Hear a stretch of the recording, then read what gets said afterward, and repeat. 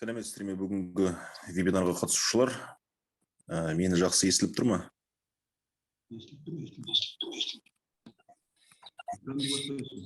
Иә, олан жақсы естіліп тұр. Сіз саламатсыздар ма? Бүгінгі вебинарымыздың тақырыбы жер, су, өндіріс және де басқа да ресурстарды бірлесіп пайдалану бойынша шағын шаруашылықтардың бірігуінің негізгі тиімділіктері туралы айтамыз. Біріккенде бұнда ауыл шаруашылық кооперативтеріне бірігудің негізгі артықшылықтары туралы.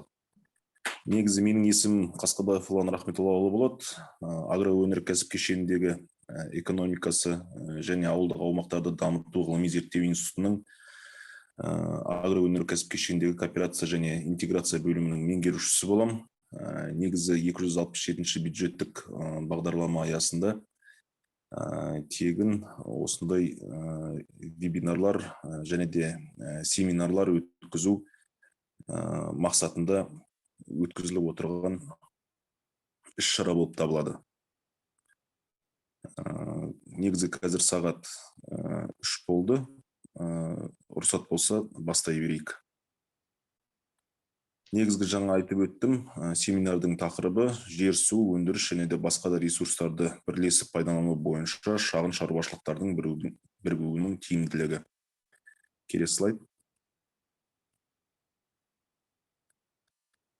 Негізгі вебинарымыз келесідей блоктардан тұратын болады. Біріншісі Қазақстан Республикасында ауыл шаруашылық кооперациясының дамытуының қажеттілігі мен басымдылығын туралы айтамыз. Ауыл шаруашылық кооперативтің құрудың құқықтық базасы туралы, шағын шаруашылық нысандарын ауыл шаруашылық кооперативіне бірігудің негізгі артықшылықтары, ауыл шаруашылығы кооперативін құрудың және оның жұмыс істеуінің шаруашылық ішілік тетігі туралы, және де осы ауыл шаруашылық кооперативтерін мемлекеттік қолдау, кооперативтерді құру тәжірибесі еліміздегі, ауыл шаруашылық кооперативтерінің перспективалар модельдері, сонымен қатар бұл кооперативтер қалай жұмыс істейді, қалай құрамыз, жалпы осы туралы айтатын боламыз. Негізгі практикалық құндылығы фермерлер үшін оқыту семинарларын, вебинарларын өткізу, ауыл шаруашылық кооперативтеріне шаруашылық жүргізудің шағын нысандарын бірігудің артықшылықтарын айқындауға, өндірілген өнімді өткізуді бірлесіп ұйымдастырудың, ауыл шаруашылығы өнімдерін сақтау, бастапқы қайта өңдеу, ауыл шаруашылығы тауарларын өндірушілерге сервистік қызмет көрсету, ауыл шаруашылығы техникасын, жер ресурстарын бірлесіп пайдалану бойынша бірлескен кооперативтік объектілерді ұйымдастырудың экономикалық пайдасын бағалауға мүмкіндік береді. Ауыл шаруашылығы кооперативтерінің тиімді жұмыс істеуінің оң тәжірибесін көрсету, кооперативтің әрбір моделінің ерекшелігі мен ерекшеліктерін анықтау, бар қатерлерді, барьерлерді жою және тәуекелдерді ескеру болып табылады. Негізгі ауыл шаруашылық кооперативтерінің қажеттілігі мен басымдылығы. Келесі слайд.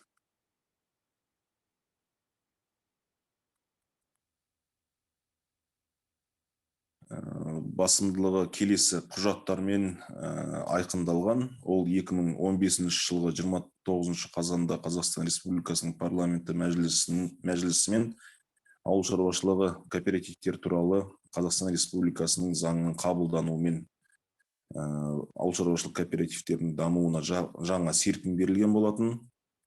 Сонымен қатар Қазақстан Республикасының агроөнеркәсіп кешенін дамыту жөніндегі 21-25 жылдарға арналған ұлттық жобада осы ауыл шаруашылық кооперативтерін дамыту және олардан өндірілетін өнім көлемін ұлғайту қажеттілігі көрсетілген. Сонымен қатар Қазақстан Республикасының президенті Қасым-Жомарт Тоқаевтың 2020 жылы Қазақстан халқына жолдауында осы барлық мемлекеттік көмектерді, мемлекеттік қолдауларды, осы жеңілдіктерді кооперацияны ынталандыру жөніндегі шаралар пакетін дайындау қажеттілігі туралы айтылған болатын. Келесі слайд. Жоғары қарай.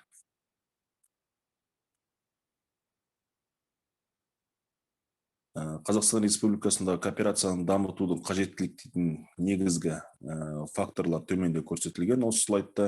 Ол біріншісі Ауыл шаруашылығы өнімдерінің өндірісінің ұсақ тауарлық сипаты, бұл әсіресе біздің оңтүстік өңірлерге тән, Түркістан облысына, Жамбыл облысына, Алматы облысына тән қасиеттер болып табылады. Олардың ішінде ауыл шаруашылығының жалпы өнімінің, әсіресе мал шаруашылығы өнімінің жалпы көлемінің шаруа және үй шаруашылықтарының жоғары үлесі, ауыл шаруашылық тауар өндірушілердің жер телімдерінің төмендеу үрдісі, шаруа қожалықтарының 65%-ның жер телімдері 50 гектарға дейін ғана болып табылады. Ауыл шаруашылығы кәсіпорындарының жер пайдаланушылардың орташа мөлшері әсіресе шығыс өңірде 2,8 есе, орталықта 2,3 және оңтүстікте 6 есе төмендеуі. Ауыл шаруашылығы өнімдерін сатып алу, сақтау, қайта өңдеу және өткізу жүйесінде инфрақұрылымның дамымауы, ортадағы делдалдардың көп болуы болып табылады. Өнімді өндірушіден тұтынушыға жылжыту процесінде көптеген делдалдар ауыл шаруашылық тауар өндірушілерінің жұмсаған шығындарын өтемейтін және де ауыл шаруашылығы өнімдері өндірісінің көлемі мен олардың сапасын арттыруды ынталандырылмайтын төмен сатып алу бағаларының болуы. Ауыл шаруашылығы өнімдерін қайта өңдеу үлесінің төмендігі, сүт өндірісінде мысалы тек қана 32,4%, ет өндірісінде 30,9%, жеміс және көкөніс өндірісінде 5,9% ғана қайта өңделеді біздің өнімдердің.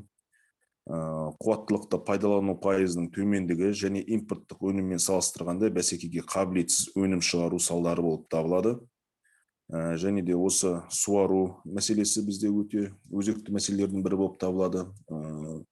Суды ең төменгі пайдаланушының осындай ортадағы көп жоғалуы, судың тиімсіз пайдалануы болып табылады. Шаруашылық жүргізудің шағын нысандарының қаржылық дәрменсіздігі, бұнда әлсіз материалдық техникалық база, өз ауыл шаруашылығы техникасының тұқым, тыңайтқыш, жем, жанар-жағармай және тағы да басқа сатып алуға қаражатының болмауы шаруа қожалықтардың, шағын шаруалардың көпшілігіне субсидия, кепілдік мүліктің болмауына байланысты жеңілдетілген несие және тағы да басқа түрінде мемлекеттік қолдау шараларына қол жетімсіздігі болып табылады.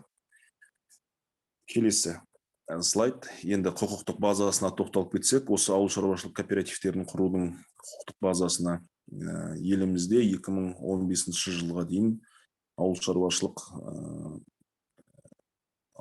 тауар өндірушілерінің іріленуі және де кооперация бойынша негізгі 5 заң жұмыс істеген болатын. Ол біріншісі тұтыну кооперативтері туралы Қазақстан Республикасының заңы, екіншісі өндірістік кооператив туралы заң 93 жылы қабылданған, Қазақстан Республикасындағы селолық тұтыну кооперациясы туралы заң, су пайдаланушылар ауылдық тұтыну кооперативтері туралы және де ауыл шаруашылық серіктестіктері және олардың қауымдастықтары немесе одақтары туралы Қазақстан Республикасының заңы. Жоғарыда айтып өткенде 2015 жылдың 29 қазанында жаңа заң қабылданды.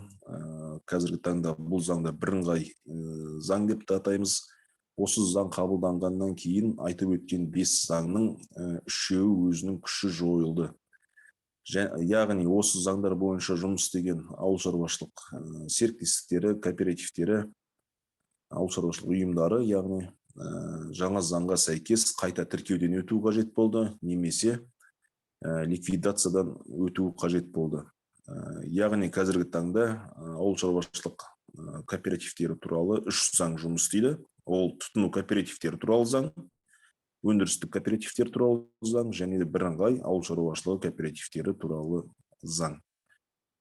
Енді бұл заңның өзінің ерекшеліктері бар, артықшылықтары бар, бұған арнайы мемлекеттік қолдаулар бар, соларға тоқталып өтетін болсақ, ең бірінші қандай артықшылықтары мен жаңашылдықтары бар, соған тоқталып өтейін. Ең біріншісі, бұнда азаматтық кодекске өзгертулер енгізіліп, ауыл шаруашылық кооперативтеріне коммерциялық ұйым деген статус берілді. Яғни кооперативтің мүшелері осы кооперативтің шаруашылық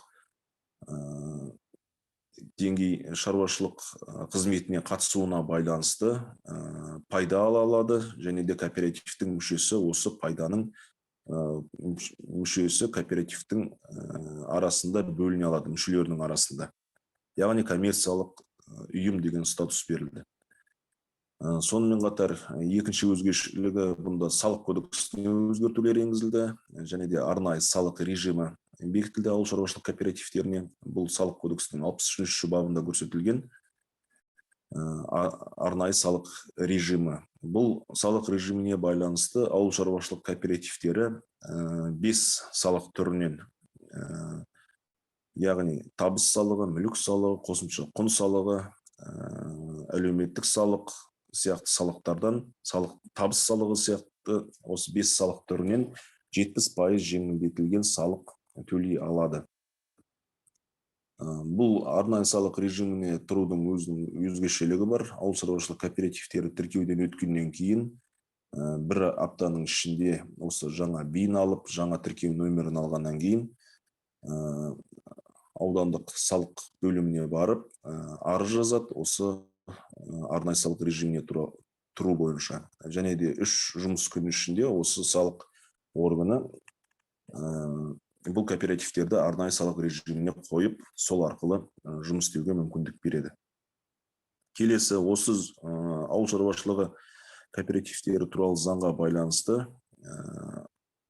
айналысатын ауыл шаруашылық тауар өндірушілеріне негізгі қызмет түрлері бөліп көрсетілді. Яғни бұнда 5 қызмет түрі көрсетілген. Ауыл шаруашылығы өнімін өндіру, сақтау, қайта өңдеу, өткізу, өндіріс құралдарымен жабдықтау және ауыл шаруашылық тауарларын өндірушіге басқа да сервистік қызмет көрсету бойынша деп кооперативтер құрыла алады.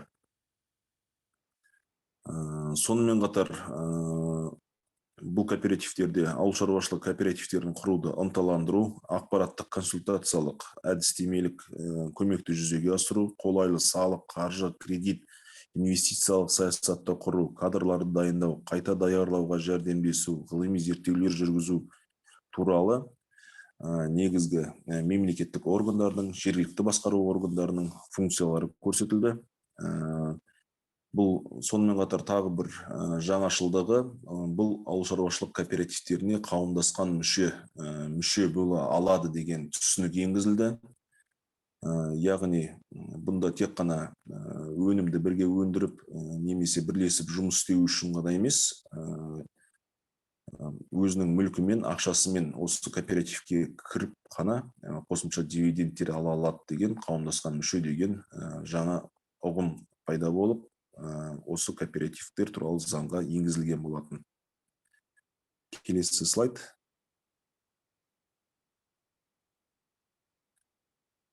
Жаңа айтып өттік, кооператив қызметінің түрлері бойынша 5 түрі көрсетілген деп. Сол түрлеріне байланысты слайдтар. Ең біріншісі өндірістік кооператив. Бұл ауыл шаруашылығы өнімдерін өндіруге, қайта өңдеуге, сондай-ақ жерді бірлесіп өңдеуге, ауыл шаруашылығы техникасын пайдалануға бағытталған кооператив түрі болып табылады.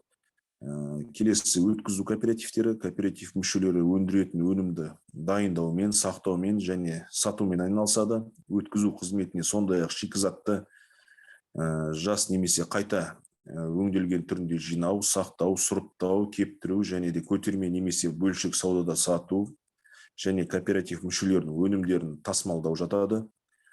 Келесі қайта өңдеуші кооперативтер ауыл шаруашылығы өнімін қайта өңдеумен және оны жеке сауда желісінен ұйымдастыруды қоса алғанда көтерме және бөлшек сауда жүйесі арқылы өткізумен айналысады.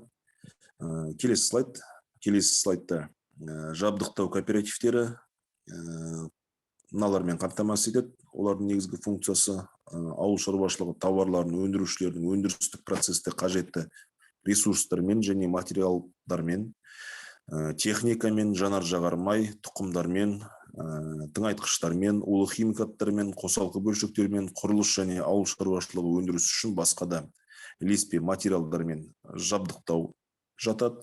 Сервистік кооперативтер өз мүшелеріне процеске байланысты қызметтер, ауыл шаруашылығы өнімдерін өндіру және өткізу. Бұнда агрохимиялық қызмет көрсету, сумен қамтамасыз ету, электрмен жабдықтау, жөндеу және техникаға қызмет көрсету, асыл тұқымдық және селекциялық қызмет және тағы да басқа осындай қызмет көрсету түрлерімен айналысады. Келесі слайд.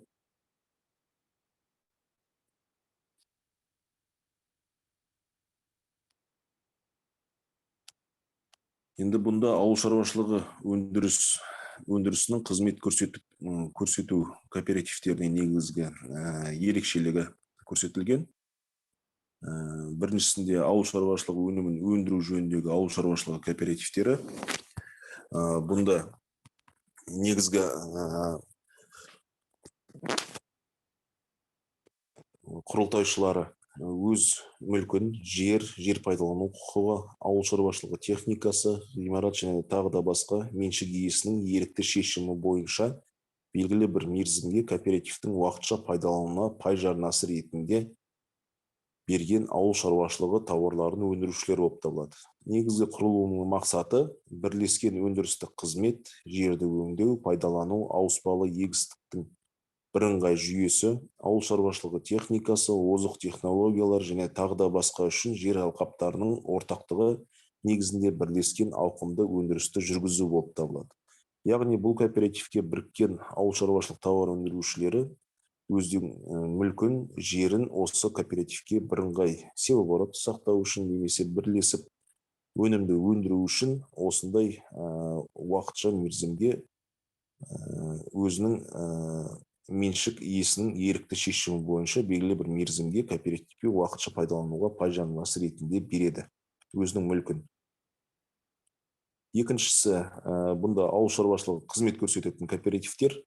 Бұлардың құрылуының басты мақсаты кооперация объектісін құру, оның ішінде кооперация объектілеріне не жатады? Сою цехын, сүт қабылдау пунктін, көкөніс жеміс сақтау қоймаларын және тағы да басқаларды өз бетінше өндіру кезінде бірлесіп пайдалану және кооператив мүшелеріне өндірісті дамыту үшін қызметтер көрсету. Яғни бұл кооперативке біріккен ауыл шаруашылық тауар өндірушілерінің негізгі мақсаты бірлесіп өнімді өткізу, сақтау, өңдеу және жабдықтау болып табылады. Яғни бірлесіп кооперативтік объекттер құру. Бұнда ауыл шаруашылығы тауар өндірушілері өз тәуелсіздігінің заңды және экономикалық мәртебесін сақтап қалады, яғни өз жерінің, ауыл шаруашылығы техникасының және де басқа да мүліктерінің меншік иелері болып қала береді.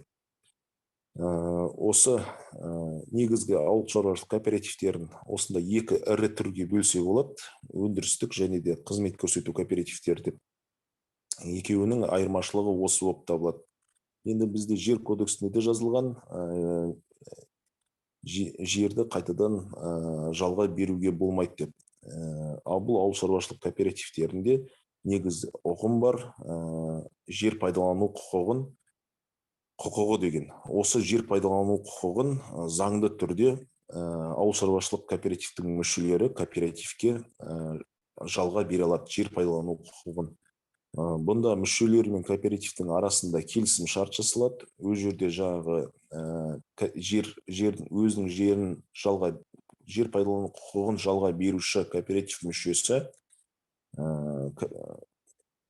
ай сайын ба немесе жылына бір рет алатын өзінің жаңағы рентасын көрсетеді. Оны құндық мәнде, сол құндық мәнде кооперативтің төрағасы соны төлеймін деп міндеттеме алады. Және де осы келісім шартты екі жағы қол қойған соң және кооперативтің мөрі басылған соң аудандық жер бөліміне барып өткізіледі.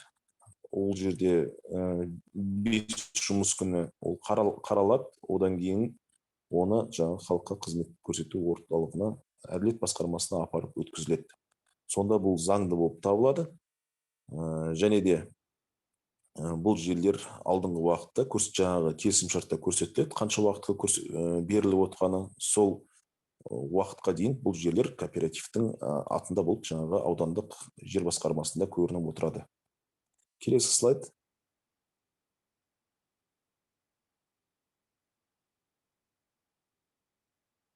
Енді осы ауыл шаруашылық кооперативтердің құру тәртібіне тоқталып өтсек, негізі ауыл шаруашылық кооперативтердің құруды негізі 3 кезеңге бөлуге болады. Біріншісі ол белсенді топтың жиналуы. Ең басында осы кооперативті құрам деген адамдардың қандай мақсатта, қандай кооператив құрамыз, ол немен айналысады деген сұрақтарды шешіп, бір шешімге келуі. Екінші кезеңде осы кооперативтің атауы, заңдық мекен-жайы, сонымен қатар негізгі мақсаты айқындалады. Сонымен қатар құрылтай құжаттар жасалады. Құрылтай құжаттарына қандай құжаттар келеді? Бұл ең біріншісі, ең басты құжаты бұл жарғысы болып табылады ауыл шаруашылық кооперативінің. Одан кейінгі осы жиналыстың өтуінің хаттамалары, кооператив мүшелерінің тізімі, сонымен қатар кооператив мүшелерінің арасындағы құрылтай келісім шарты деп аталады. Сондай құжат жасалуы тиіс. Бұл құжатта кооперативтің мүшелерінің алдында қандай міндеттемелері бар, және де мүшелерінің қандай міндеттері бар, солар анық көрсетілетін болады. Сонымен қатар сол екінші кезеңде ауыл шаруашылық кооперативтің төрағасы сайланады. Егер де 10 мүшеден жоғары болатын болса, ауыл шаруашылық кооперативтің мүшелері, онда басқармасы сайланады. Басқарма мүшесі осы кооперативтің мүшелерінен немесе сырттан да сайлануы мүмкін. Тура осылай кооперативтің төрағасы да кооперативтің ішіндегі бір мүшесі немесе жалданатын жұмысшы ретінде сайлануы мүмкін. Үшінші кезеңде осы құжаттар тігіліп, кооперативтің құжаттары тігіліп, аудандық әділет басқармасына халыққа қызмет көрсету орталығы арқылы өткізіледі. Бұнда ешқандай мемлекеттік төлемдер төленбейді, және де кооператив бастапқы кезеңде шағын кәсіпкерлік формасы ретінде тіркелетін болады. Келесі слайд. Кооперативке біреудің негізгі артықшылықтары көрсетілген бұл слайдта. Біріншісі, жаңа айтып өттік, олар өз жерлерінің, өнімдерінің, ауыл шаруашылығы техникаларының және де тағы да басқа мүлкінің иелері болып қала береді. Және ондай мүмкіндік анық көрсетілген. Өнімді тікелей өңдеуші кәсіпорынға дейін өткізуге кепілдік беріледі. Делдалсыз фермердің кірісіне сатылған өнім үшін кооператив мүшелердің есеп шотына ақша аудару мүмкіндігіне кепілдік беріледі. Бастапқы өңдеуден өткен өнімді өткізу есебінен өнімнің табысы мен сапасы артады деп көрсетілген. Ауыл шаруашылығы кооперативінің табысынан кооператив мүшесінің өндірістік және де шаруашылық қызметіне қатысуына барабар дивидендтер алу. Кооперативтің қызметтері өзіндік құны бойынша ұсынылады.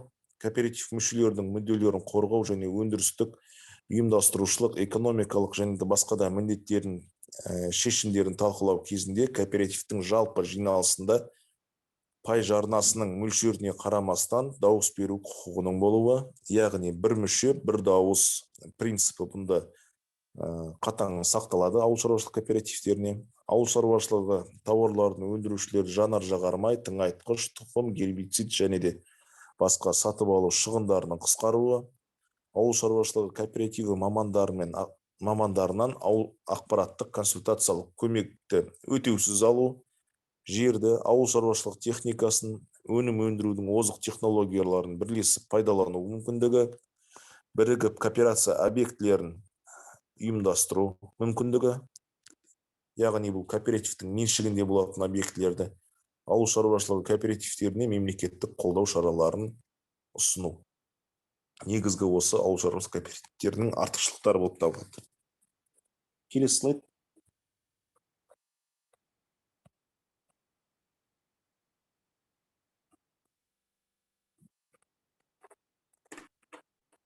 Басқарудың шағын формаларының мәселелері және оның шешу жолдары.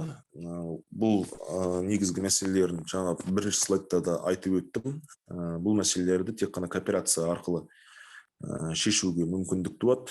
тұқым, тыңайтқыш, жанар-жағармай, жем және тағы да басқа сатып алуға жоғарғы шығындар мен қаражаттың болмауы, жеке меншік ауыл шаруашылығы техникасының, жабдықтарының, көліктің болмауы, оларды жалдап пайдалану, өндірілген өнімді кепілді өткізудің және де оның нарыққа немесе қайта өңдеу кәсіпорнына дейін жеткізу мүмкіндігінің болмауы, салынған қаражатты өтемейтін төмен сатып алу бағаларының болуы.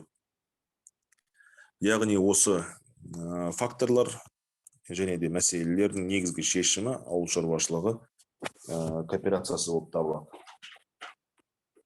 Келесі слайд.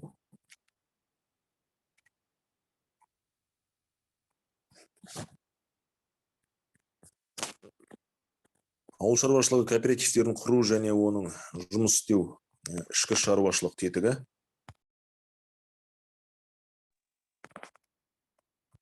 Ауыл шаруашылық кооперативтің басқару органдары, негізгі жоғарғы басқару органы бұл жиналыс болып табылады, жалпы жиналыс.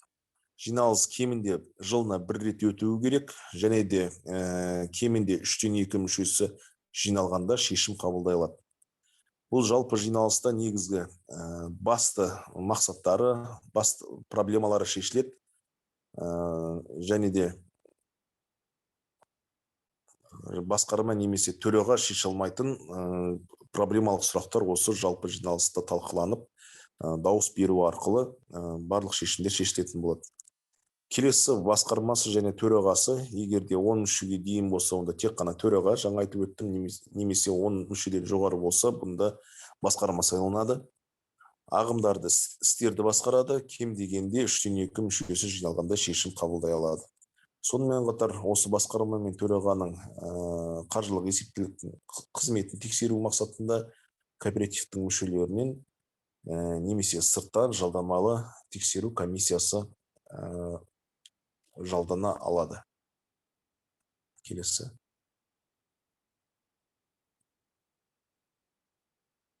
Енді жаңа айтып өттік, осы су пайдалану бойынша негізгі көптеген мәселелер бар. Соған байланысты су пайдаланушылар ауыл шаруашылық кооперативтерінің негізгі моделі көрсетілген. Бұнда негізгі функциялары шаруашылық аралап суару және дренаж жүйесін есепке алу және паспорттау, мүшелердің кооператив қызметін басқаруға және де жарғы талаптарын орындауға тең құқылы қатысу, келісім шарт негізінде суару және дренаж жүйесін пайдалану қызметін құру, оның қызметін басқару және үйлестіру болып табылады. Суару және дренаж жүйесін жөндеу, пайдалану және жақсарту жөніндегі іс-шараларды ұйымдастыру, су алуға, су ресурстарын басқарудың тиісті органдармен шарттар жасасу, су пайдаланушылармен су беру және жоспарлы су пайдалануға жүзеге асыру бойынша қызметтер көрсетуге шарттар жасасу, тренингтер өткізу үшін су пайдаланушылар ауыл шаруашылық кооперативтеріне консультациялар беріледі. Негізгі функциялары осы болып табылады. Және де осы су пайдаланушылар ауыл шаруашылық кооперативтері негізгі қауымдастықтарға бірігуге мүмкіндік туады. Осы су пайдаланушылар ауыл шаруашылық кооперативтеріне қазір толығырақ тоқталып өтсек. Келесі слайд.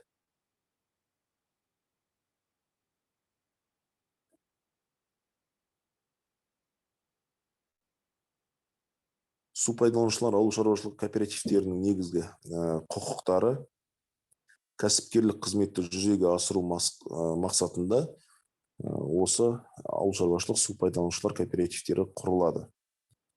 Бұлардың негізгі құқықтары гидротехникалық құрылыстарды, құрылғылар мен жабдықтарды салу, жөндеу, жаңғырту жөніндегі жұмыстарды орындау бойынша тапсырыс беруші болу және оларды қабылдауды жүзеге асыру, су пайдаланушылар ауыл шаруашылық кооперативтерінің мүшелерінен және де шарттарға сәйкес басқа да су пайдаланушылардан жарналар немен төлемдер жинауды жүзеге асыру, жарғысында көзделген мақсаттарға қол жеткізу үшін қажетті заңды тұлғаның өзге де құқықтарын жүзеге асыру, мүшелерінің қажеттіліктерін қанағаттандыруға бағытталған қызметпен айналысу, аспалы алаңды су пайдаланушылар арасында суды қамтамасыз етуге және де бөлуге байланысты даулы мәселелерді шешу болып табылады.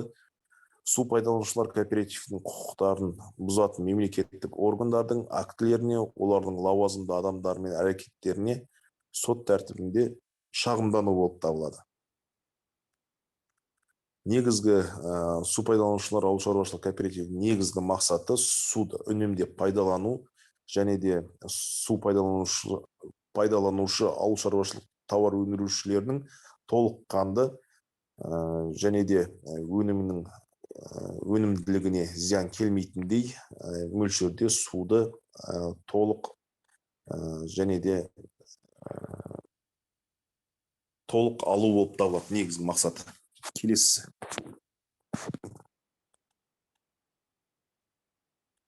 Негізгі су пайдаланушылар ауыл шаруашылық өндірістік кооперативінің ұйымдастыру тәртібі.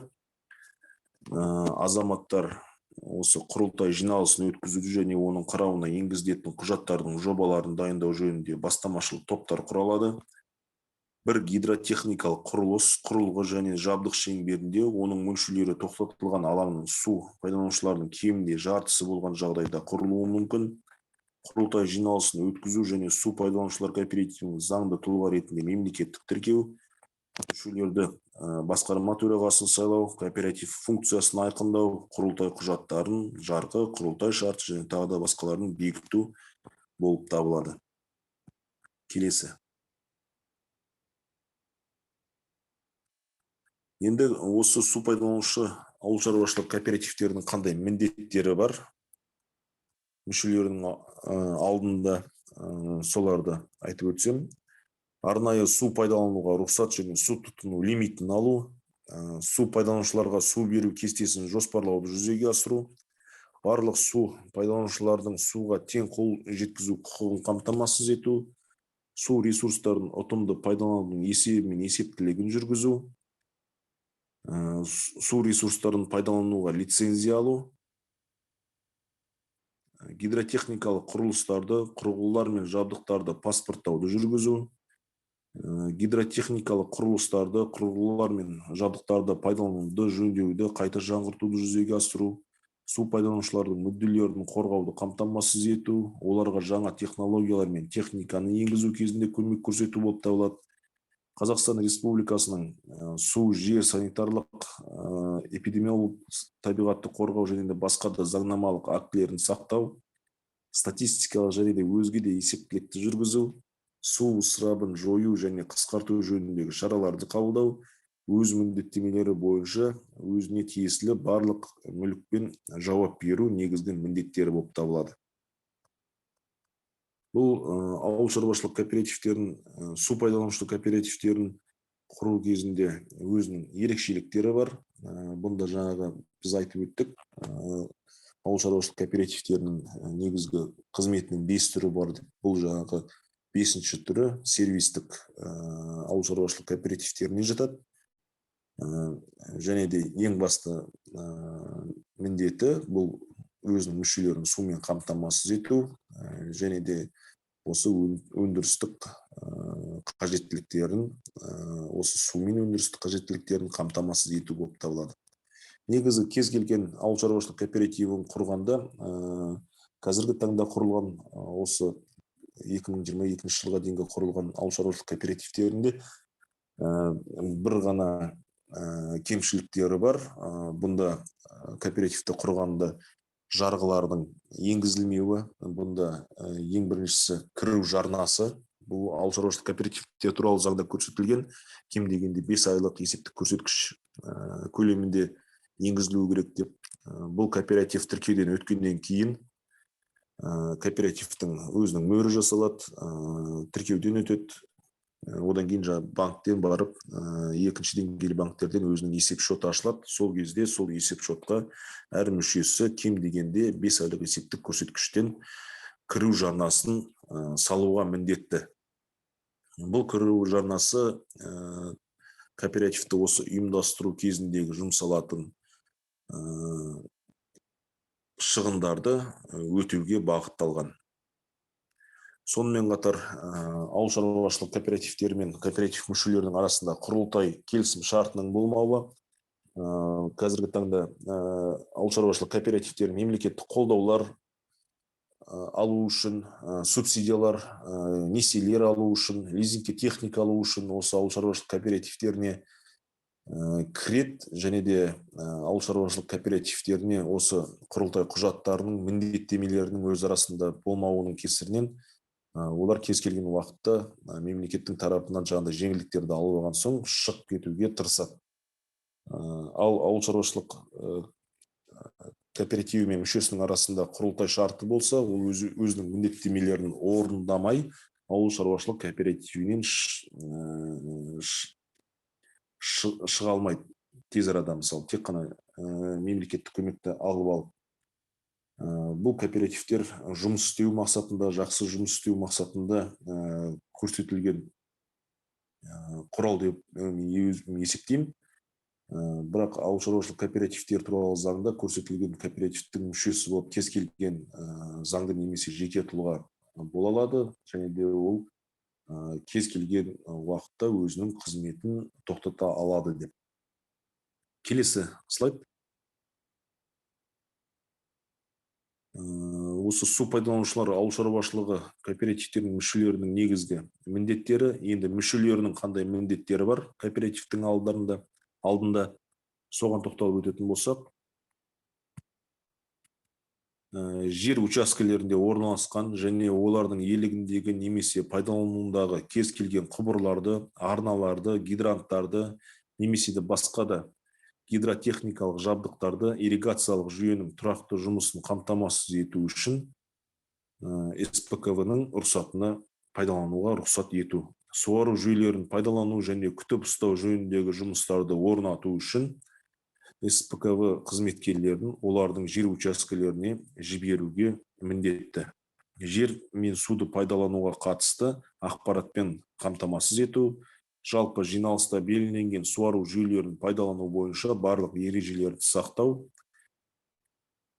оның қасақана немесе оқыпсыз әрекеті немесе әрекетсіздігі нәтижесінде зақымдалған жабдығының бөлшектерін жөндеу немесе ауыстыру бойынша шығындарды төлеуге міндетті.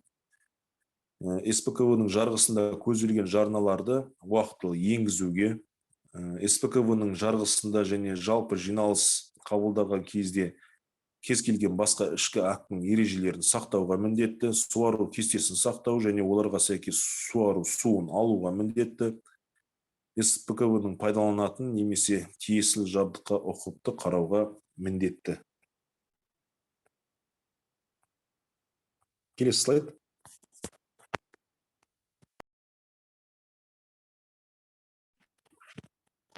Су пайдаланушылар кооператив мүшелерінің шаруа қожалықтарының тиімділігі. Бұл жерде СПКВ мүшелері және СПКВ мүшесі емес шаруа қожалықтары арасында жүргізілген зерттеулер есептер болып табылады. Бұнда 1 метр кубқа пайдаланған су кірісі теңге метр куб, мысалы СПКВ мүшелері 6-4 теңге метр куб алатын болса, СПКВ мүшелері еместер тек қана 2 метр 2 теңге кубына осындай ғана суға кіріс алады. Және де бұл мақта бойынша есептелген кесте болып табылады. Мақтаның өнімділігі, мысалы СПКВ мүшелері 2-4 теңге гектарын алатын болса, СПКВ мүшелері емес 1-9 ғана гектарына теңге алады. Және де судың шығыны көрсетілген бұл жерде 1 гектарға қанша метр куб кетеді деп, 6200 СПКВ мүшелеріне, ал СПКВ мүшелері емесіне 8200. Және де жиынтық табысы 1 гектардан алынатын жиынтық табыс 39500 СПКВ мүшелеріне емес, яғни 2 еседен де артық, тек қана 17000 метр куб табыс алады. Келесі слайд.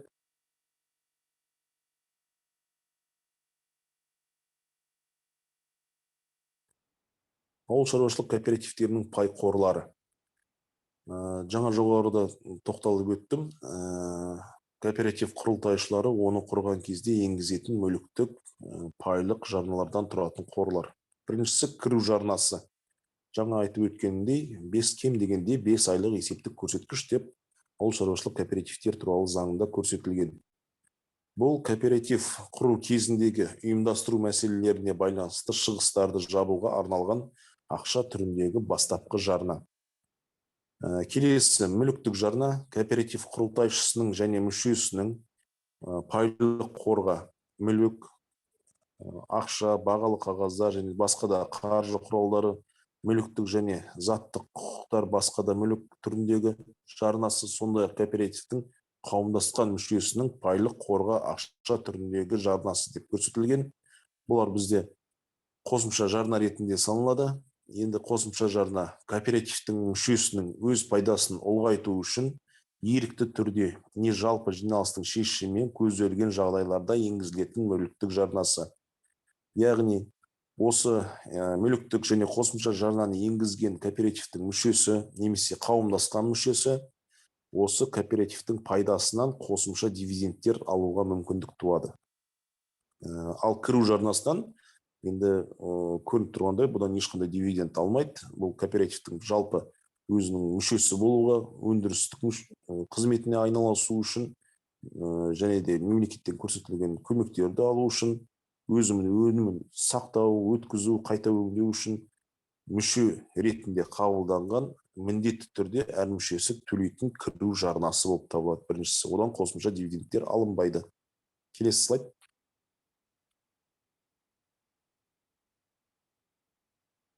Енді келесі жаңа айтып өттік, ауыл шаруашылық кооперативтері коммерциялық ұйым болып табылады. Яғни коммерциялық ұйымдарда жалпы кооперативтің пайдасы мүшелердің арасында шаруашылық қызметіне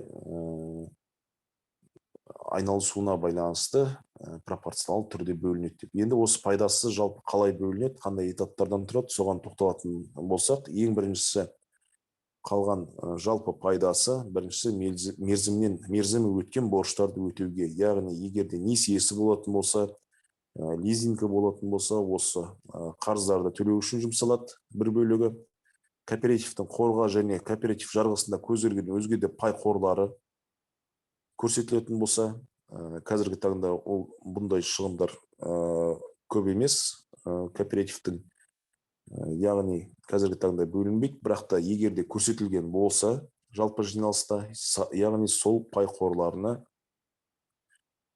ақшасы бөлінеді. Кооперативтің қауымдасқан мүшелерінің қосымша пай жарналары бойынша тиесілі дивидендтер төлеуге жұмсалады.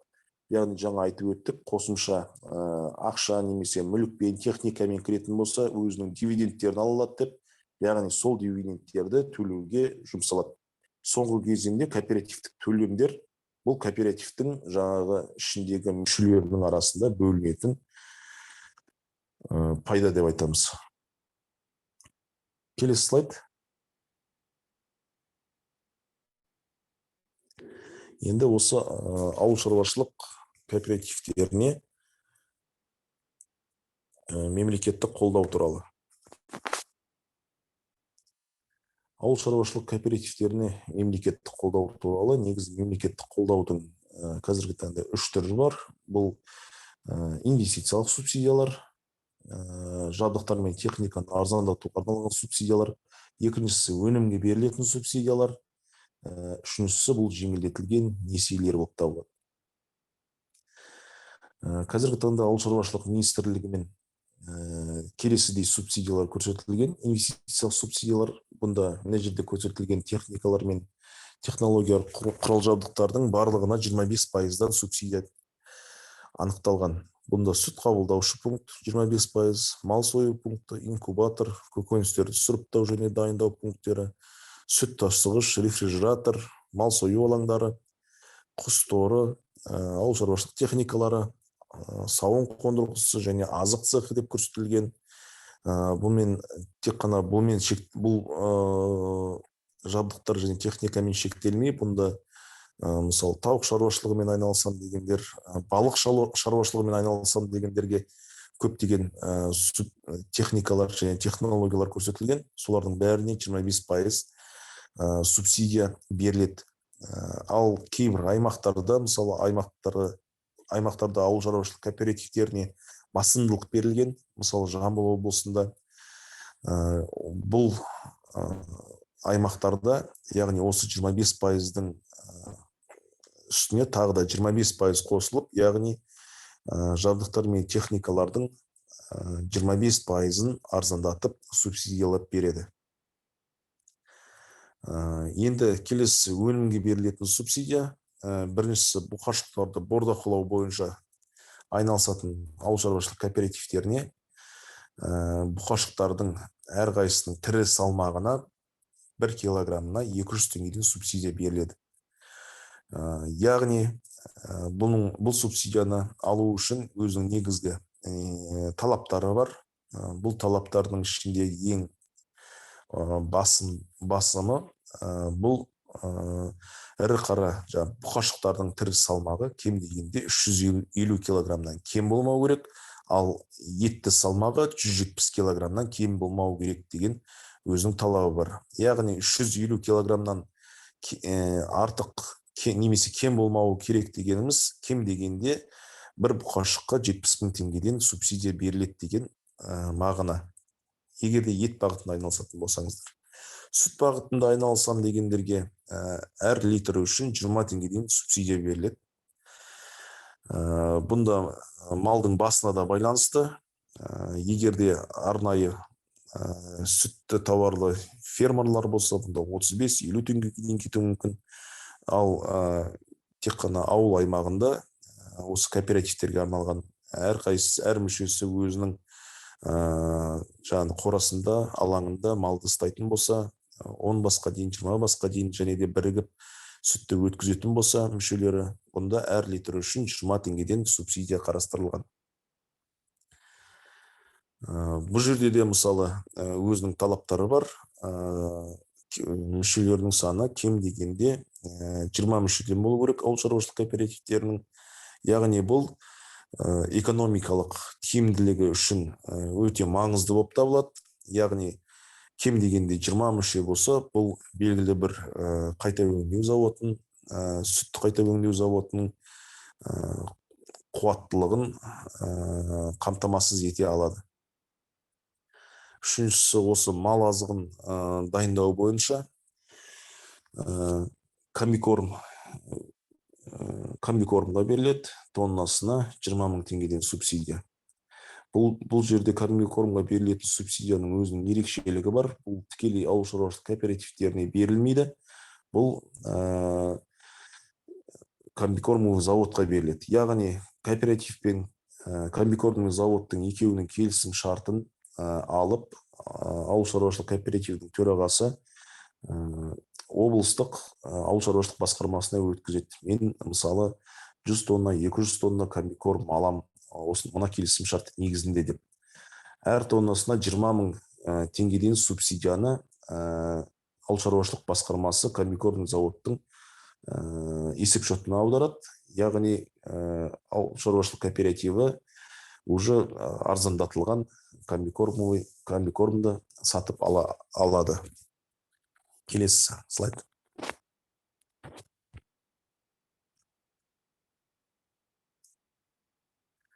Бұл жаңағы кооперацияны дамытудың мемлекеттік қолдаулар. Жаңа айтып өттік, бұқашыларды бордақылау үшін килограммына 200 теңгеден сүтке берілетін, 20 теңгеден қажетті талаптарға сәйкес келу керек, және де аудандық халыққа қызмет көрсету орталығы арқылы әр айдың қорытындысы бойынша өздерінің құжаттарын тапсырады. Өнімдерін өңдеуші заводқа немесе ет бағытына арналған 1000 басқа дейінгі малға арналған бордақылау алаңына өткізуге тиіс болып табылады. Келесі слайдта көрсетілген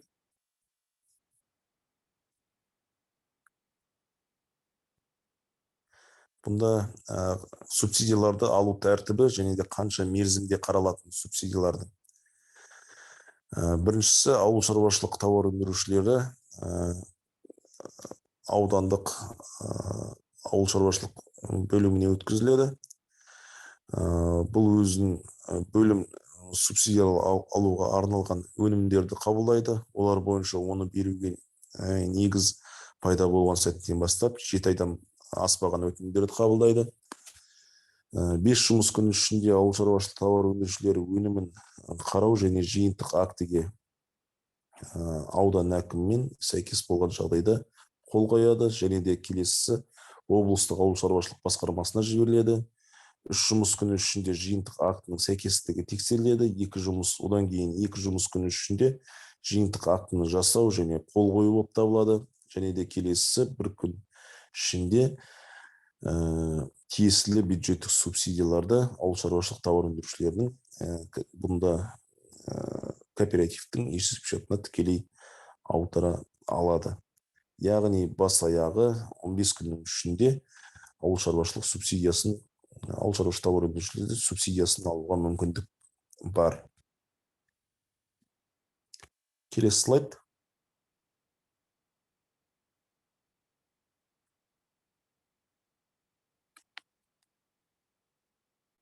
Қазақстан Республикасында ауыл шаруашылық кооперативтерінің құрылу тәжірибесі осы 2016 жылдан бастап 2016 жылдың 1 қаңтарынан бастап ауыл шаруашылық кооперативтері туралы заң өзінің күшіне еніп, бұнда бірінші ауыл шаруашылық кооперативтері құрыла бастады. Бұл кооперативтердің әр аймақта әртүрлі бағытта, мақсатта кооперативтер құрылды. Кооперативтер мемлекеттік қолдаулары негізгі осы мал шаруашылығына берілді. Бұнда көптеген мемлекеттік қолдаулар берілді, барлықтарыңыз білетін шығарсыздар. Бірақ та бұл кооперативтер негізі дұрыс құрылмады. Себебі бұнда көптеген түсіндіру жұмыстары жүргізілмеді. Кооперативтің не екенін кооператив мүшелері түсінбеді. Қандай мақсатта құрып жатқан, және де кооперативке бірлесіп қалай қаржылық есептіліктерін жүргізеді. Енді көптеген сұрақтарын негізгі білместіктен басталды. Және де осы ауыл шаруашылық министрлігінен де кішкене кемшіліктер кетті. Біздің ғылыми зерттеу институты ең біріншісі Жамбыл облысында жұмыс істеді. 2016-2017 жылдары осы ауыл шаруашылық кооперативтерін құру бойынша 70 ауылдық округ бойынша, 10 аудан бойынша көптеген түсіндіру жұмыстары жүргізілді. Ет, сүт бағытындағы ауыл шаруашылық кооперативтері құрылды. Оған мемлекеттік көмектер де көрсетілді. Қазір сол құрылған кооперативтерге үлгілеріне тоқталып өтем.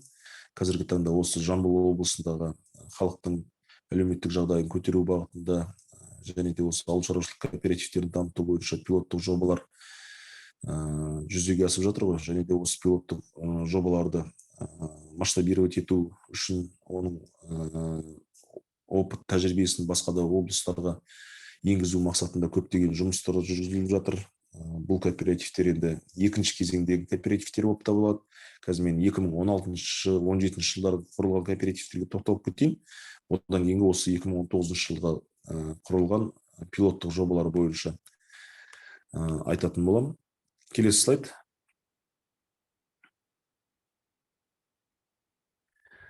Ә, 2016-17 жылдары осы Жамбыл облысы Бурныйда Жуалы ауданында Ақсай 2017 ауыл шаруашылығы кооперативі құрылған болатын. Бұл кооперативтің негізгі мақсаты Бурнинский сыр заводты шикізатпен, яғни сүтпен қамтамасыз ету болып табылады. Бірінші кезең 2016 жылдары сүт дайындау бойынша 29 жеке қосалқы үй шаруашылығы біріккен болатын. Олар ауыл шаруашылығын қаржылай қолдау қоры арқылы жеңілдетілген несиелер алды 6%-бен. Бұл жерде слайдта көрсетілген, әрқайсысы 15 ірі қара малдан сатып алды деп, кем дегенде 3,5 миллион теңгеден әр мүшесі жеңілдетілген несие алған болатын. Келесі жылы мүшелердің саны артып, тағы да осы қосалқы үй шаруашылықтары жеңілдетілген несие алды, өздері малдарын алды. Сонымен қатар инвестициялық субсидия ретінде осы сүт сактоо танкерин алган болатын. Кубаттуулугу 2 тонна сүт кабылдоо пунктун 5 миллион теңгеге алган болатын. Онун 2,5 миллион мемлекет тарапынан төленди. Бул ауыл шаруашылык кооперативтеринин бир ерекшелиги, булар кооперативке бирикпей туруп өздөрү жеке косалкы үй шаруашылык ретинде жумуш істеп келе жаткан сондай тажрыйбеси болду. Яғни бул ауылдың тургундары кооператив болмай өзүнүн сүттөрүн жыйнап, ар кайсысы осы Бурнинский сыр заводко өткүзген болатын. Осы кооперативтер тууралуу заң кабылдангандан кийин олар қазіргі таңда өздөрүнүн ыры кара малдарынын санын арттырды, яғни өздөрүнүн мощностторун арттырды. Сонымен қатар заңды түрде косумча мемлекет тарапынан әр литрына өзү 10 теңгеден субсидия берилетін, соны косумча алды. Сонымен қатар бәрі бір ұйымға біріккеннен кейін ірі көлемде өткізетін поставщик деп айтамыз ғой енді. Сондай болғандықтан Бурнинский сыр заводпен келісім шарт негізінде тұрақты бағамен өткізу мүмкіндігі пайда болды. Яғни олар жеке қосалқы үй шаруашылықтары ретінде 120-130 теңгеден өткізіп жүрсе, осы 2016-2017 жылдары бұлар 150 теңгеге дейін әр литрін өткізіп жүрді. Яғни қосымша тағы да 10 теңгеден субсидия алады мемлекет тарапынан. Ол 10 теңгесі мысалы өзінің сүт қабылдау пунктінің несиесін жабуға пайдалануға мүмкіндік алды. Келесі слайд.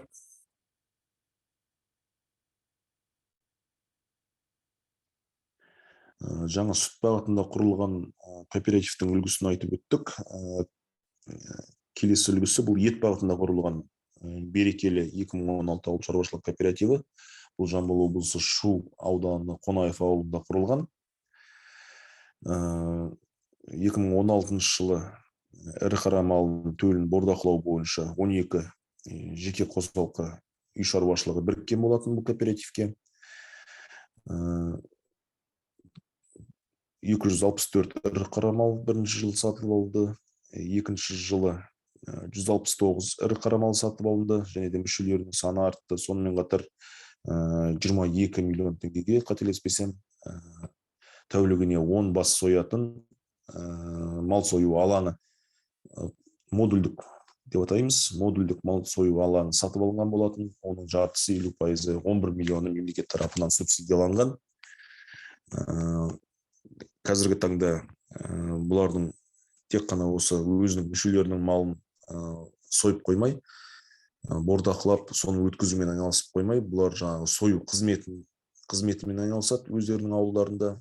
Шу ауданының өзінің ауылдарына жақын орналасқан ауылдардың малдарын осы модульдік мал сою алаңы арқылы сойып өткізеді, және де осы қызметті көрсету үшін алынған ақысы мүшелерінің арасында пайда ретінде бөлінеді, пайдасы бөлінеді. Келесі слайд. Түркістан облысында ынтымақ 2019 ауыл шаруашылығы өндірістік кооперативін құру моделі тетігі 2019 жылы Түркістан қаласына кіреберістегі Шаға ауылдық округінде осындай ауыл шаруашылық кооперативін құру бойынша бізге ұсыныс түскен болатын. 74 шаруа қожалық бұнда бірыңғай ауыл шаруашылық кооперативіне бірігуге ұсыныс жасады. Бұлардың бір ерекшелігі, бұнда үлкен әрқайсысы үлкен ірі істеп тұрған шаруа қожалық болды, қосалқы үй шаруашылықтары емес. Яғни бұлар әрқайсысы әртүрлі дақылдарды егіп, өздерінің қызметін жасап жүрген шаруа қожалықтар болды. Бұл шаруа қожалықтарда санын айтып тұрық, 74 шаруа қожалық, барлығының жер көлемі 1018 гектар суармалы егістік болды. Бұлардың негізгі мақсаты ауыл шаруашылық кооперативтеріне бірігіп жаңбырлатып су шашу технологиясын алу жеңілдетілген. Сонымен қатар бірыңғай себепорот сақтау, одан кейін бірлесіп бірдей өнім өндіру болып табылады. Яғни мал азығы бойынша мына жерде көрсетілген ауыл шаруашылығы өнімдерін өндіру, дайындау және өткізу, жем шөптік, жоңышқа, арпа, дәндік жүгері және сүрлем егеміз деп көрсетілген. Жерді бірлесіп өңдеу және ауыл шаруашылығы техникасын пайдалану, өндірістің негізгі құралдарымен қамтамасыз ету, тұқым, тыңайтқыш, жанар-жағармаймен. Яғни осы ауыл шаруашылық кооперативтеріне көрсетілетін мемлекеттік қолдауларды толық көлемде алу мақсатында және де бірлесіп өнімді өндіру мақсатында. Қазіргі таңда бұлар Түркістан облысындағы жем-шөппен қамтамасыз етіп қоймай, өздерінің жеке ет өндіретін шағын цехтары бар, сол өзінің мал бордақылайтын алаңдары бар, соларды жем-шөппен қамтамасыз ету мақсатында құрылған кооператив болып табылады. Негізгі шаруа қожалықтарды құрған кезде бұлардың әрқайсылардың мүшелері өздерінің жерлерін, жерді пайдалану құқықтарын осы ауыл шаруашылық кооперативіне берген болатын. Біздің тарапымыздан ғылыми сүйемелдеу жасалды бұл ауыл шаруашылық кооперативіне, яғни мүлікті бағалау, бұнда кадастрлық құны бойынша жер учаскесін, ауыл шаруашылығы техникалары мен басқа да мүліктерін құндық мәнде келісім шарт негізінде осы ауыл шаруашылық кооперативіне берген болатынымыз. Мүлікті, жерді, ауыл шаруашылық техникасы және тағы да басқа кооперативтің пай қорына құндық мәнде беруге арналған актының қорытындысы бойынша және де ауыл шаруашылық кооперативінің негізгі мүлік көздері қалыптастырылды және де бұл кооператив үшін кооперативтің пайдасы қалай бөлінеді, яғни толық бизнес жоспары жасалып берілген болады. Келесі слайд.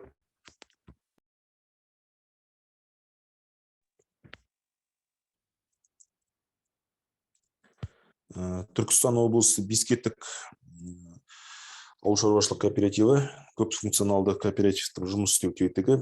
Бұнда көп функционалды деп атау себебіміз, бұның негізгі екі қызмет түрі бар. Біріншісі суды тиімді пайдалану. Мүшелердің арасында осы су проблемаларын шешу мақсатында. Екіншісі осы мақтаны бірлесіп өндіру бойынша. Яғни еңбек айырбасы ретінде қазір толығырақ айтатын боламын. Мына схемада көрсетілген 163 шаруа қожалығы бар бұл кооперативтің мүшесінде. 60 шаруа қожалықтың 5 гектарға дейін жері бар, 54 шаруа қожалықтардың 5-10 гектарға дейінгі жерлері бар, 37 шаруа қожалықтың 20 гектарға дейін жері бар. Тек қана 3 шаруа қожалықтың 50 гектардан асатын жер телімдері бар, және де өзінің жеке материалдық техникалық базасы бар, яғни техникасы бар. Яғни мұнда жалдамалы еңбек қызметкерлері ретінде шағын шаруа қожалықтар үлкен шаруашылықтарға қызмет етеді, ал үлкен шаруа қожалықтар өзінің тарапынан еңбек айырбасы ретінде, кооперативтің мүшесі ретінде бұларға арзандатылған бағалармен қызмет, ауыл шаруашылық техникалармен қызмет көрсетеді шағын қожалықтарға. Сонымен қатар мына жерде көрсетілген кооперативтің басқару органдары жалпы жиналыс, басқарма, ауыл шаруашылық тауар өндірушілер мүдделерін ескере отырып, көрсетілген қызметтердің құнын талқылау және бекіту жатады. Кооперативтің басқару аппараттарын бекіту негізгі функциялар. Басқару аппараты кооператив қызметін жедел басқару, шарттарды құру және қалыптастыру, өнімді өндіру және сатуды ұйымдастыру, жоспарын, кестесін әзірлеу, шаруа қожалықтарды қамтамасыз ету және қызмет көрсету, ауыл шаруашылық техникасымен, жанар-жағармаймен, тұқым, тыңайтқышпен және тағы да басқа. Субсидия және несиелендіру құжаттарын орталықтандырып пайдалану, суару, суын беру, қатты тұрмыстық қалдықтарды кәдеге жарату, тұрғын үйді ұстау бойынша коммуналдық қызметтер және тағы да басқа басқару аппаратының негізгі функциялары болып табылады. өнімді іске асыру бойынша бұнда мысалы шитті мақтаны қандай кәсіпорындарға өткізетіні көрсетілген, мақта өңдеуші кәсіпорындарға күнбағысты, жүгеріні, көкөніс және қауындарды қандай кәсіпорындарға, қандай нарықтарға өткізетіні көрсетілген. Яғни бұнда өнімнің бағасын ауыл шаруашылық кооператив негізінде жақсы бағада өткізу, ауыл шаруашылық тауар өндірушілердің пайдасын арттыру болып табылады негізгі функциясы, және де өнімнің сапасы болып табылады бұнда. Келесі слайд.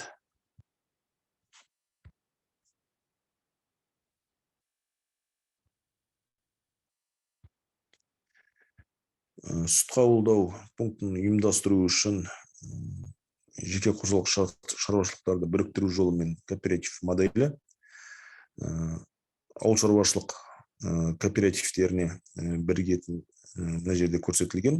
Біз жаңа айтып өттік, Ақсай 2017 ауыл шаруашылық кооперативі моделі ретінде тура соның енді есептік мәнде көрсетілген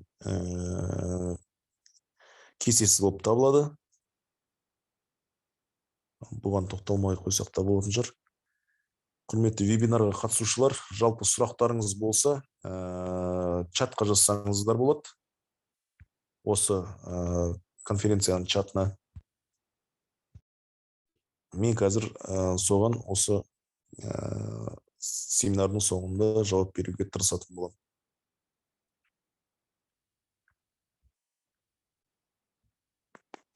Келесі слайд.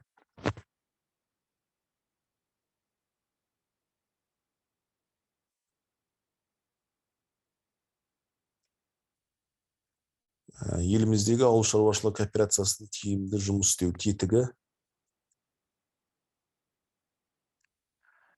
дамудың нормативтік құқықтық базасын жетілдіру кооперациясы, ауыл шаруашылығы кооперативтердің қаржылық кредиттік қолдау жүйесін дамыту, қалыптастыру, ақпараттық консультациялық қызмет дамыту, ауыл шаруашылық кооперациясының жүйесін, олардың одақтары мен қауымдастықтарын құру, ауыл шаруашылығы кооперативтері үшін кадрлар даярлау жүйесін нығайту және дамыту, кооператив мүшелері арасында экономикалық өзара қарым-қатынас тетігін жетілдіру негізгі бағыттары болып табылады. Әрине көптеген ұсыныстар бар. Қазіргі таңда да осы ауыл шаруашылық министрлігі тарапынан осы ауыл шаруашылық кооперативтерін мемлекеттік қолдауға жаңа субсидиялар тәртібі жасалып жатыр. Осы жаңа жылдан кейін өзінің күшіне енеді және де біздің күтуіміз бойынша осы ауыл шаруашылық кооперативтеріне басымдылық беріледі деп күтілуде.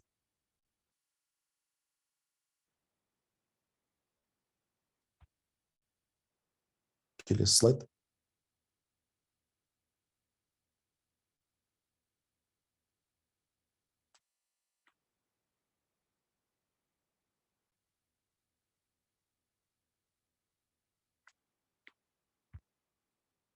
Келесі слайд.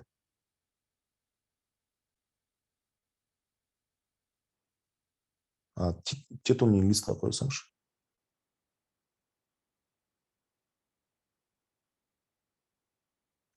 Сұрақтарыңыз болса қоя беріңіздер чатқа.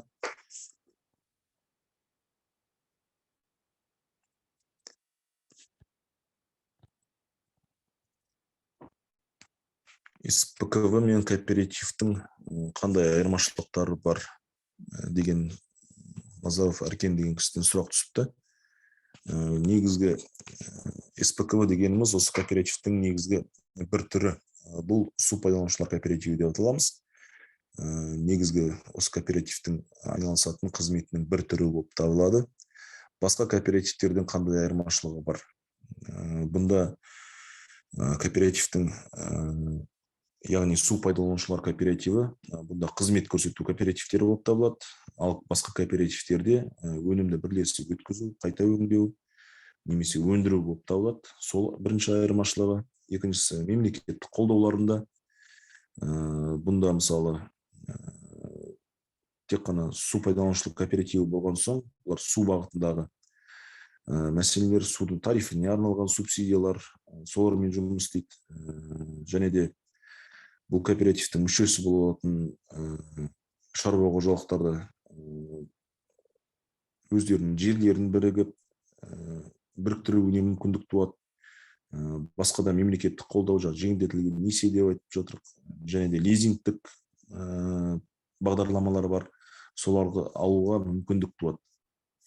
Енді бірақ негізгі айырмашылығы бұл өзінің қызмет түрінде су пайдаланушылар кооперативі суды тиімді пайдалану үшін және де бірлесіп пайдалану үшін белгілі бір кесте негізінде суды белгілі бір тәртіппен алу мақсатында осы су пайдаланушы кооперативтеріне бірігеді.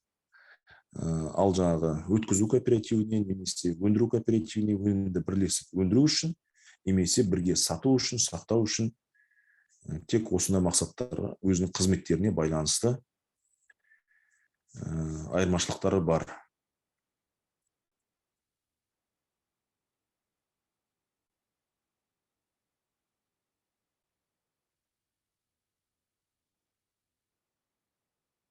Өнім өндірумен СПКВ айналыса алмайды ма? Жоқ, СПКВ онымен де айналыса алуға өзінің құқығы бар. Немесе біз Түркістан облысындағы бір кооперативтің үлгісін көрсетіп кеттік. Көп функционалды деп. Сондай да кооперативтер құрса болады. Негізі бірнеше қызмет түрімен айналысатын кооперативтер. Яғни бұл кооперативтер өнімді бірлесіп өткізумен, қайта өңдеумен, өндірумен де, суды да пайдаланумен де айналысуға құқығы бар.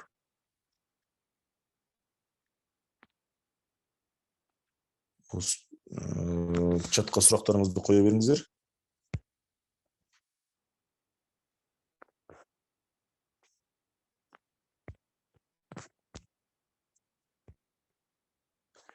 Инвестициялық субсидияны алу шарттары.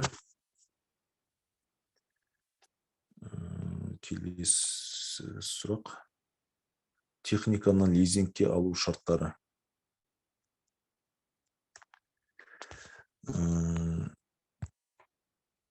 Инвестициялық субсидия дегеніміз сол техника, техниканы лизингке алу негізгі шарттары. Енді бұл жерде неше түрлі нелер қолданылады, бағыттар.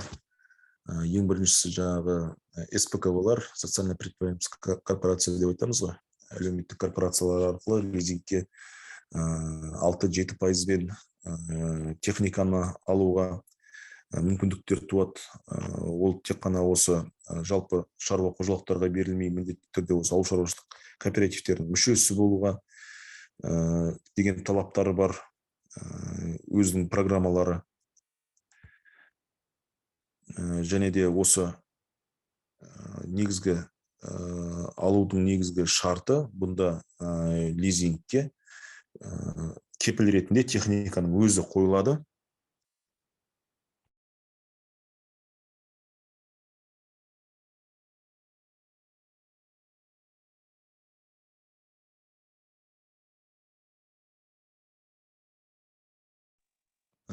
Келесі сұрақ.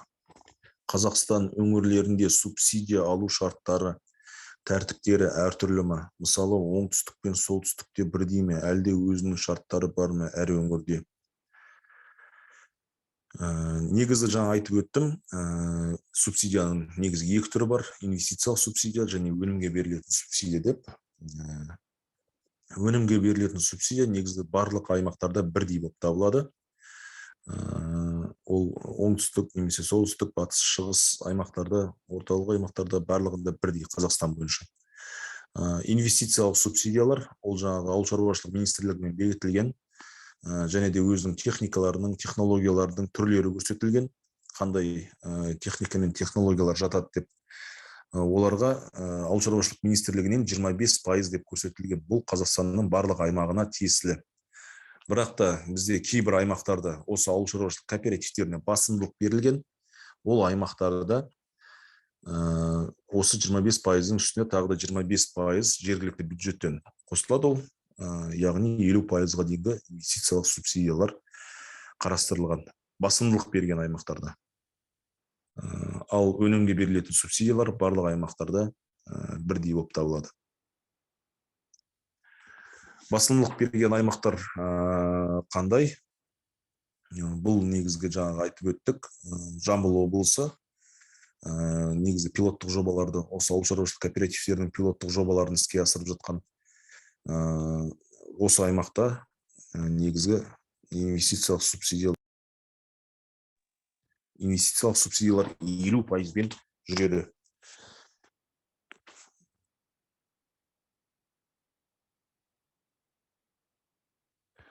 Сұрақтарыңызды күте тұрайық. 5 минут уақыт берейік. Үзіліс жасап, чатқа сұрақтарыңыз болса жаза беріңіздер. Мен қазір жауап беремін.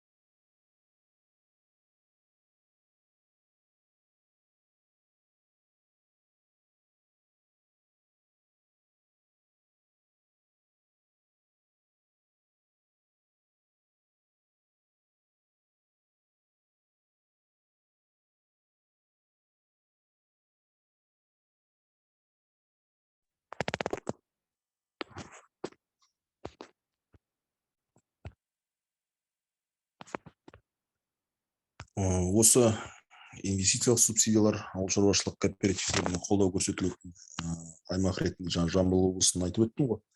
2019 жылдан бастап осы Жамбыл облысында пилоттық ауыл шаруашылық кооперативтері ауылдағы халықтың табысын арттыру мақсатында құрылған болатын. 11 кооператив құрылған. Бұл жерде жеке бір шаруашылықтарды немесе үй шаруашылықтарын алмаған. Бұл кооперативтің негізгі ерекшелігі бұнда ауылдық округты, бірден ауылдық округтерді алған.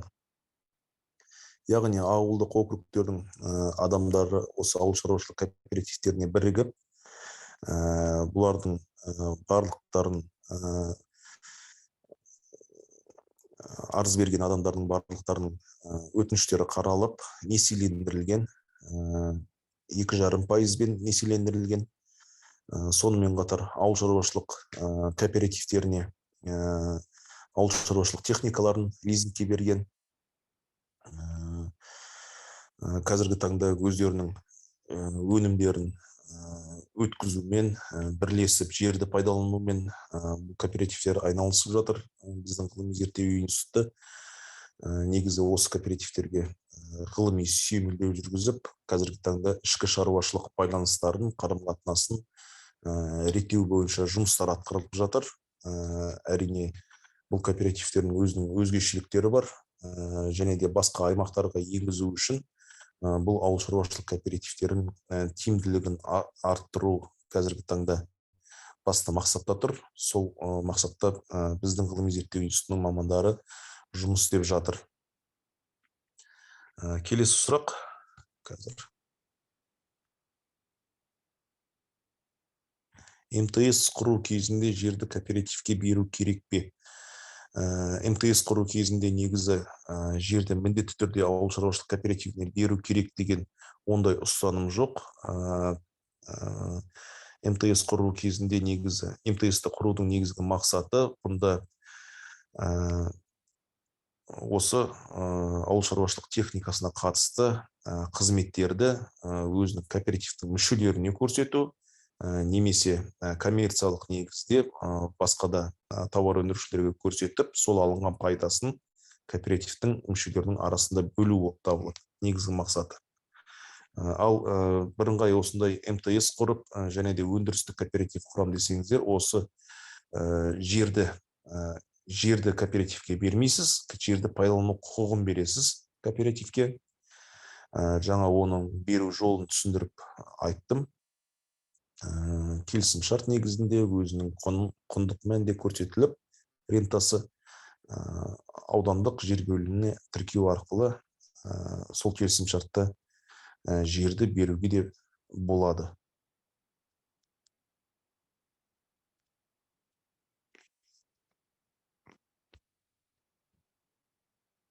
Осы чаттың, осы вебинардың чатына қазір мен өзінің контактілерімді жазып жіберем. Сұрақтарыңыз болса, сол контактіге хабарласып, сұрауларыңызға болады.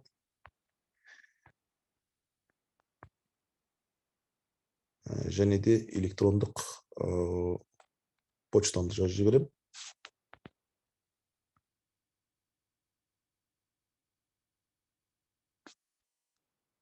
Барлықтарыңыз көріп отырсаңыздар, осы вебинардың чатына мен өзінің контакттерімді жазып жібердім.